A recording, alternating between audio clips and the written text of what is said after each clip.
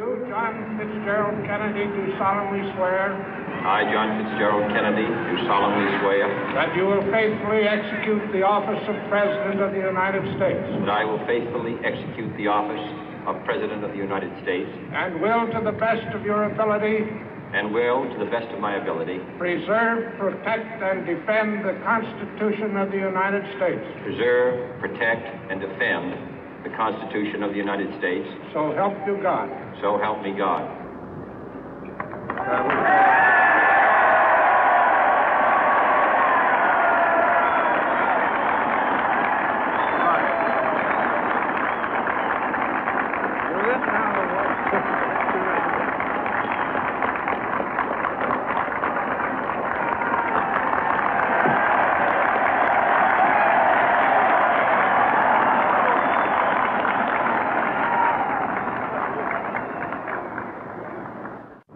Vice President Johnson, Mr. Speaker, Mr. Chief Justice, President Eisenhower, Vice President Nixon, President Truman, Reverend clergy, fellow citizens.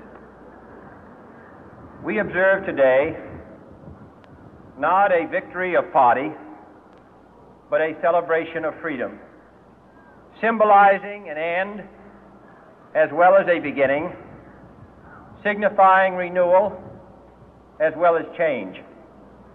For I have sworn before you and Almighty God the same solemn oath our forebears prescribed nearly a century and 3/4 ago. The world is very different now, for man holds in his mortal hands the power to abolish all forms of human poverty and all forms of human life. And yet the same revolutionary beliefs for which our forebears fought are still at issue around the globe. The belief that the rights of man come not from the generosity of the state, but from the hand of God.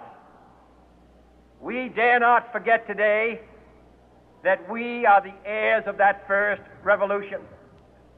Let the word go forth from this time and place to friend and foe alike that the torch has been passed to a new generation of Americans born in this century, tempered by war, disciplined by a hard and bitter peace, proud of our ancient heritage, and unwilling to witness or permit the slow undoing of those human rights to which this nation has always been committed and to which we are committed today at home and around the world.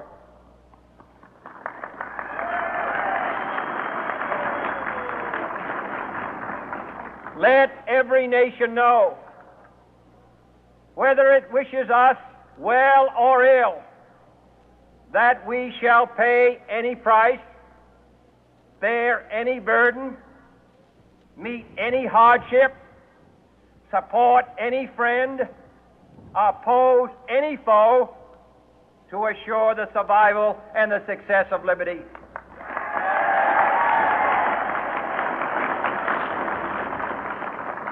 This much we pledge and more. To those old allies whose cultural and spiritual origins we share, we pledge the loyalty of faithful friends.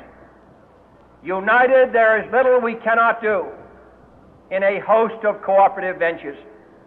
Divided, there is little we can do, for we dare not meet a powerful challenge at odds and split asunder.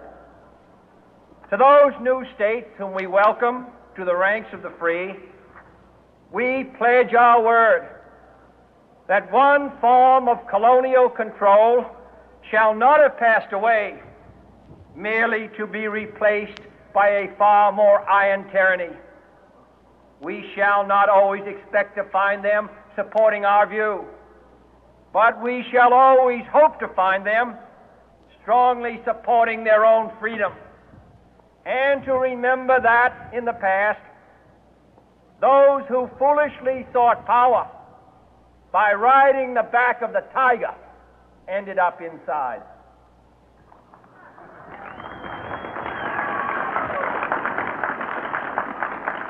To those people in the huts and villages of half the globe struggling to break the bonds of mass misery, we pledge our best efforts to help them help themselves for whatever period is required, not because the communists may be doing it, not because we seek their votes, but because it is right.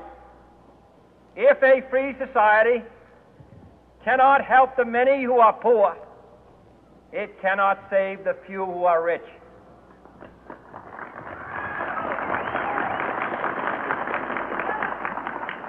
To our sister republics south of our border, we offer a special pledge to convert our good words into good deeds, in a new alliance for progress, to assist free men and free governments in casting off the chains of poverty. But this peaceful revolution of hope cannot become the prey of hostile powers. Let all our neighbors know that we shall join with them to oppose aggression or subversion anywhere in the Americas. And let every other power know that this hemisphere intends to remain the master of its own house.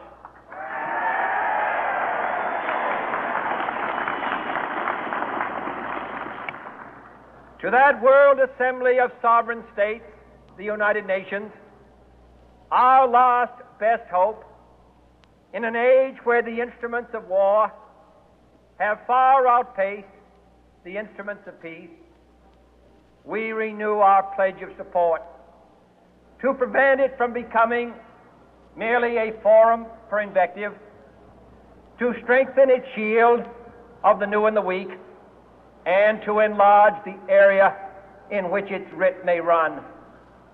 Finally, to those nations who would make themselves our adversary, we offer not a pledge, but a request that both sides begin anew the quest for peace.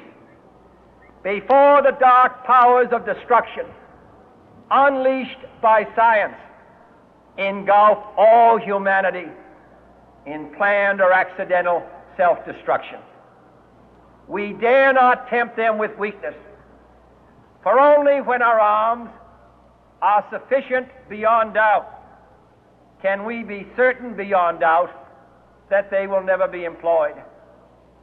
But neither can two great and powerful groups of nations take comfort from our present course, both sides overburdened by the cost of modern weapons, both rightly alarmed by the steady spread of the deadly atom, yet both racing to alter that uncertain balance of terror that stays the hand of mankind's final war.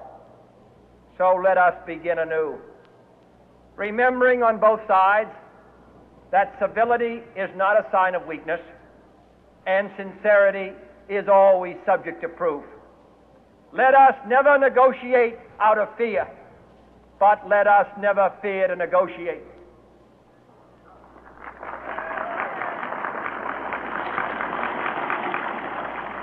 Let both sides explore what problems unite us